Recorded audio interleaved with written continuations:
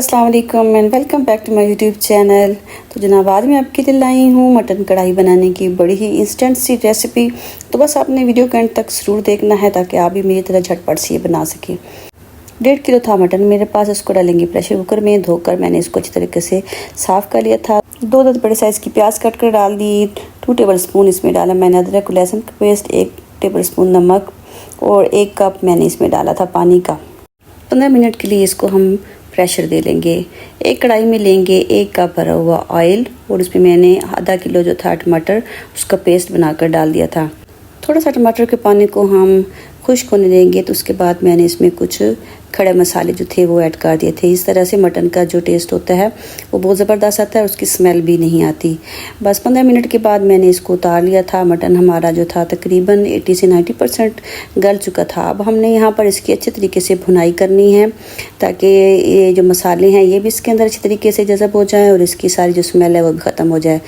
1 table spoon इसमें जाएगी black pepper, 1/2 table spoon जाएगी इसमें वाइट पेपर, साथ में हम इसमें शामिल करेंगे रेड चिली फ्लेक्स, थोड़ा सा डालेंगे इसमें हल्दी पाउडर, धनिया पाउडर 1 चम्मच और साथ में ज़ीरा पाउडर जो है वो मैंने 1 चम्मच डाल दिया था।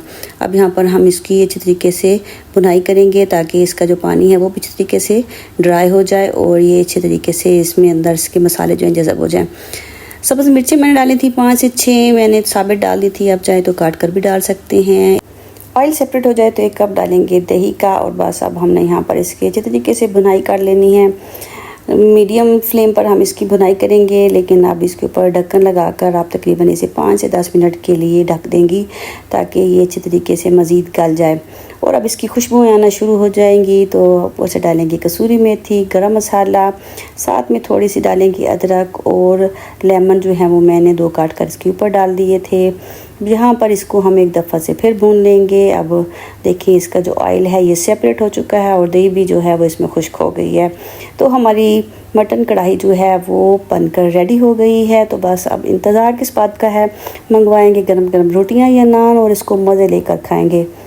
तो जनाब अगर आप मेरे चैनल पर नए हैं तो चैनल को सब्सक्राइब भी ज़रूर कर दीजिएगा और आपके प्यारे से कमेंट का मुझे ज़रूर इंतज़ार रहेगा। आपने ये भी मुझे ज़रूर बताना है कि आप मुझे किस सिटी से वॉच कर रहे हैं। तो जी चलती हूँ, दुआ में याद रखिएगा। मिलते हैं अपनी किसी अगली वीडियो में किसी अगली रेसिपी के साथ। तब तक के लिए अल्लाह हाफिज़।